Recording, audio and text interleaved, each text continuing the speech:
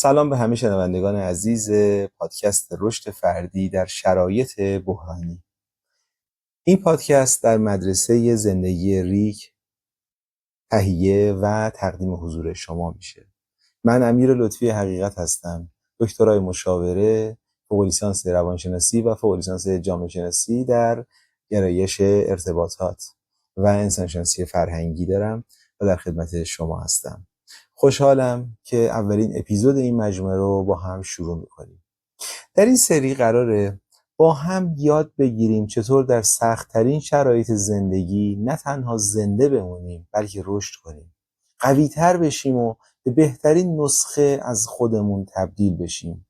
برای رسیدن به این هدف متعالی، به این حق مسلم، ما نیازمند این هستیم که از الگوهای مختلف رواندرمانی‌های پست مدرن و گاهن از مدل‌های رواندرمانی کلاسیک و نظریه‌های کلاسیک استفاده بکنیم.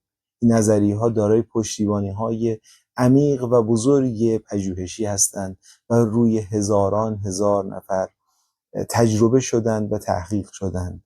سعی کردم در این پژوهش که برای شما اپیزود رو آماده بکنم و مطالعه لازم رو داشته باشم، از دیدگاه‌های به در واقع مناسب و لازم استفاده بکنم تا اون راهنمای مناسب رو در زندگی خودمون پیدا بکنیم. مدل هایی که بتونیم به ذهنیت رشد برسیم، مدل هایی که بتونیم کلید اصلی برای عبور از اون تنگناها، بحرانها و مشکلات برای رسیدن به رشد واقعی خودمون رو کسب کنیم و عبور کنیم رو به ما راهنمون کنن و یاد بدن. در بخش اول این اپیزود میخوام مدل ذهنیت رشد رو در موردش صحبت کنم.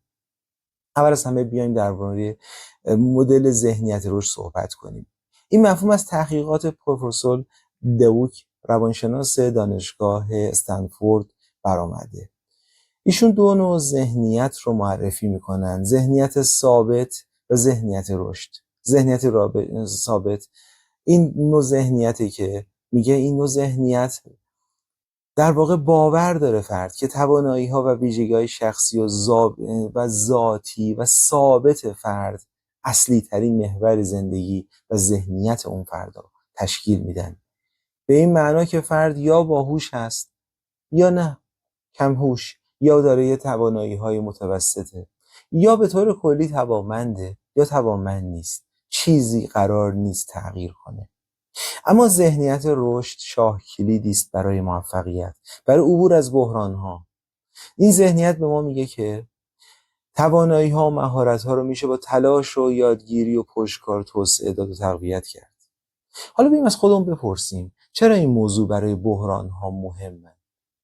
در بحران‌ها، چیزی که ما مردم ایران، ما فارسی زبان‌ها خیلی سال باهاشون به اشکال مختلف درگیریم. یه روز کرونا میاد، مدت‌ها درگیرمون میکنه، بحران‌های کمبود منابع، بحران‌های اخیر جنگ و درگیری‌هایی که برای کشور پیش آمد و مسائل دیگه.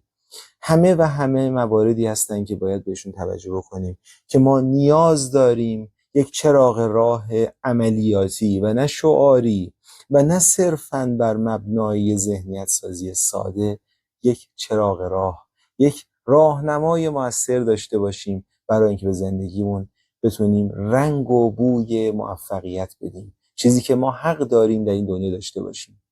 زمانی که با یه بحران سختی مواجه میشیم، افراد با ذهنیت ثابت ممکن احساس کنن شکست خوردن یا توانایی مقابله لازم رو ندارن و سریعتر ناامید میشن. این چیزیه که من در اتاق درمان بسیار در بین افراد تجربه کردم و از نزدیک در طول بیش از 2 دهه کارم شاهد این موضوع بودم. اما کسانی که دارای ذهنیت رشد هستن، بحران رو فرصتی برای پیشرفت میبینن، فرصتی برای یادگیری میبینن، اصلا آروم و قرار ندارن. و این افراد یه ویژگی خیلی خوب دارن: جاه طلبن. افرادی هستن که خسته نمیشن. بذارید یکم صمیمیتر بگم، پرروان و مشکلات این افراد رو از پادر نمیاره. فرض کنید یه فرد در بحران شغلی قرار گرفته، کارشو از دست داده، حالا به خاطر مشکلات بورس، به خاطر مشکلات جنگ، به خاطر کمبود منابع، به خاطر ورشکستگی کارفرما، به خاطر مشکلات وام یا هر چیز دیگه کارش از دست داده. وقتی که این فرد ذهنیت ثابت داشته باشه، معمولا اینطور با خودش صحبت میکنه: من هیچ وقت شغل خوبی پیدا نمیکنم، من به درد این کار نمیخورم، من دلم میخواد رشد کنم ولی نمیدونم چرا و همیشه این بدشانسی همراه منه. اما وقتی فرد با ذهنیت رشد میاد و با همین مشکل مواجه میشه، اولین نکته‌ای که در ذهنش میاد، خوب دقت کنید، در ذهنش شکل میگیره. ذهن یعنی همون نوع اندیشیدن، مایندست یعنی طرز تفکر، طرز اندیشیدن، طرز فکر فرد. این طرز فکر میگه، فردی که این ذهنیت داره، ذهنیت رشد داره، میگه این سختی باعث میشه مهارت‌های جدید یاد بگیرم و به شغل بهتری برسم. من این مورد رو تو اتاق درمانم زیاد دیدم. فردی که دچار بحران شده، جدایی، مشکلات مالی، مستاجری، خیلی مسائل دیگه، آمد و خوب یاد گرفت که چطور از شرایط استفاده بکنه، به خوبی تلاش کنه و روش جدید رو، سبک زندگی جدید رو برای خودش تجربه کنه، کلاس ها و دوره های لازم رو بگذرونه و خودش کارآفرین بشه. نمیگم یه شغل آنچنان بزرگ مثل این روانشناسی های زرد که میان یه کارمند ساده رو با ایلان ماسک و افراد مثل اون مقایسه میکنن، اینو نمیخوام بگم، ولی این افراد کسایی هستن که یه آفیس کوچیک رو برای خودشون راه اندازی کردن، یه برنامه ادمینی رو برای خودشون راه اندازی کردن، ولی بدون اغراق اندازه 2 مدیر کل حداقل در ماه دارن درآمد کسب میکنن. این یعنی ذهنیت رشد، چیزی که شدنیه. این تفاوت در نگرش میتونه مسیر زندگی رو تغییر بده. خب بریم نگاه بعدی.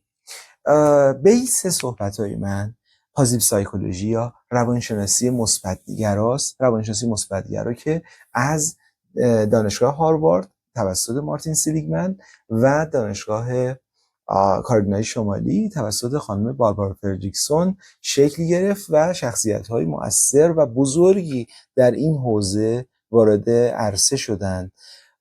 طبیب رشید و خیلی شخصیت‌های دیگه، و تونستن اثرات بسیار جدی و بزرگ رو در زندگی مردم در سراسر جهان ایجاد کنن. من میخوام با مدل‌ها و تکنیک‌های آزموده شده و پاسخ داده شده این مدل با شما نکاتی رو بگم که خوب با همدیگه تمرین کنیم. فقط تا آخر اپیزود همراه من باشید. روانشناسی مثبت‌گرا به جای اینکه تمرکز کنه روی بیماری‌ها و مشکلات، روی رشد و شادی و نقاط مثبت و بهبود کیفیت زندگی افراد تمرکز میکنه. میخواد بگه در درون هر کدوم از ما آدم‌ها فقط اون قسمت بحران نهفته نیست، بلکه یک سری قدرت، یک سری شکوفایی، یک سری پتانسیل هایی وجود دارن که فقط باید این افراد، یعنی ماها، پیداشون کنیم و با تمریناتی که اتفاقا در تمام این 10 اپیزود آموزش بهتون خواهم داد، اینها رو بتونیم به ظهور برسونیم و نتیجه لازم رو بگیریم. ما میتونیم با تمرین مهارت هایی مثل قدردانی، امید، خودآگاهی، ذهن آگاهی، هدف گذاری و چیزهای دیگه و تمرینای دیگه که خواهم گفت زندگیمون رو بهتر کنیم. یادمون باشه ما یک بار به دنیا آمدیم و این یک بار رو باید با وجود تمام بحران هایی که بسیاریش اصلا خودمون مقصرش نبودیم، خودمون حتی مؤثر نبودیم، ساختار اجتماعی و جامعه باعثش شده، ساختار خانوادگی، ساختار ژنتیکی و مسائل دیگه باعث شده، باید با همه این بحران‌ها روبرو بشیم، اما بهترین زندگی رو برای خودمون شکل بدیم در حد توانمون، در حدی که هرچه تلاش کنیم به دست بیاریم. پس بریم جلو. در شرایط بحرانی خیلی آسونه که فقط روی مشکلات و سختی‌ها تمرکز کنیم و حس کنیم دنیا به آخر رسیده. اما یادمون باشه حتی در میان سخت‌ترین لحظات هم میتونیم نقاط روشن رو پیدا بکنیم. من این مثال ساده بزنم. این مثال رو من بارها و بارها در اتاق درمان به مراجعینم دادم، با وجود اینکه خود من در در واقع اپروچ من، رویکرد درمانی من روان تحلیلیه، ولی از این تکنیک ها استفاده میکنم برای مراجعینم. یه تمرینی هست به نام قدردانی روزانه. یکی از تکنیک های پرکاربرد که سیلیگمن، فردریکسون و سایرین به افراد توصیه کردن و در کتب خودشون، در پژوهش‌های خودشون بسیار نسبت به این موضوع کار کردن و اثراتش رو هم دیدن و دیدیم. این تکنیک به ما کمک میکنه حتی در روزهای سخت چیزهای خوبی رو تو زندگی ببینیم و روحیه‌مون رو حفظ کنیم. خب یه تمرین بهتون بدم، همیشه که دارید گوش میکنید یادداشت کنید، بیاید خودتون محک بزنید. اینطوری بگم، یه تمرین کوتاه انجام بدید، 1 دقیقه وقت بذارید یا 5 دقیقه وقت بذارید به 3 تا چیزی که امروز یا اصلا در این هفته گذشته بابتش خوشحال شدید و شادمان شدید و سپاسگزار هستید رو به ذهن بیارید. چشماتون رو ببندید، کمی فکر کنید. این چیزا میتونن ساده باشن، مثلا دیدار با معشوقتون، سلامتیتون، خبر خوب، سلامتی یا موفقیت یکی از عزیزان، قبولی یکی از عزیزان در دانشگاه، اتفاقات خوب برای خودمون یا هر چیز دیگه، و یا حتی یک لحظه سکوت و آرامش، یه لحظه تنهایی مثبت، خوردن یه چای دیگه. از این دیگه کمتر که دیگه نمیتونیم بگیم. اینو فقط و فقط ببین و احساسش کن. یه تمرین ساده است. البته اول راهی ما خیلی تمرین‌ها میخوام بهتون بدم، اما این تمرین ساده میتونه به شما کمک کنه که دقیقاً ببینی چه احساسی رو داری تجربه میکنی و ذهنت به کجا داره میچرخه. با من همراه باش. میخوام وارد بخش سوم بشم. کمی تنفس کنید و این تمرین رو انجام بدید. خب چرا ترکیب این مدل ها میتونه کمک به ما بکنه؟ حق دارید، جلسه اولشه، اپیزود اولمونه و یه مقدار هنوز باید با زبان هم آشنا بشیم. حالا شاید بپرسیم چرا ما اصلا باید از این مدل‌های ذهنیت رشد، طرز فکر رشد و روانشناسی مثبت نگرا در کنار همدیگه استفاده بکنیم؟ ببین دوستان، ذهنیت رشد به ما یاد میده در برابر مشکلات و شکست‌ها مقاوم باشیم و اونها رو فرصتی برای یادگیری ببینیم. و روانشناسی مثبت نگر به ما کمک میکنه تا در کنار این تلاش‌ها به حال خوب برسیم، انگیزه خودمون رو حفظ کنیم و روی نقاط قوتمون تمرکز کنیم، اما نه صرفاً با ذهن مثبت مثل روانشناسی زرد، بلکه با تکنیک‌های کاربردی و عملیاتی. و اینا چیزهایی هستن که میتونن بسیار خوب ما رو از بحران‌ها نجات بدن. اجازه بدید یه داستان کوتاهی رو از زندگی واقعی یکی از دوستان براتون تعریف کنم. فردی بود که در بحران اقتصادی خودش به شدت دچار بحران شده بود، کسب و کارش از دست داده بود و خودش هم مقصر نبود.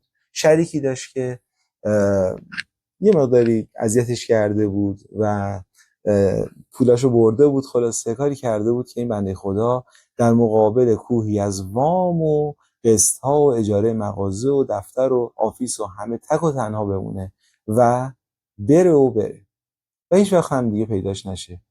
این عزیز کسب و کارش از دست داده بود.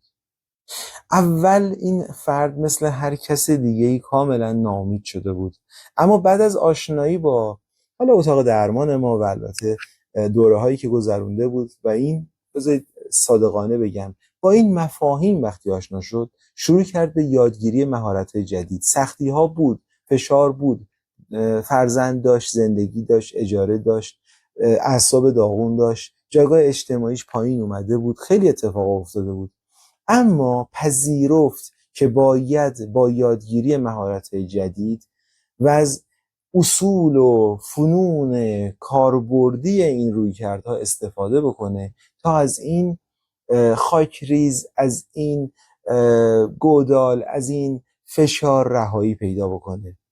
گودالی که در زندگی خیلی از ما پیش میاد، سیاه‌چاله هایی که خیلی وقتا برامون پیش میاد.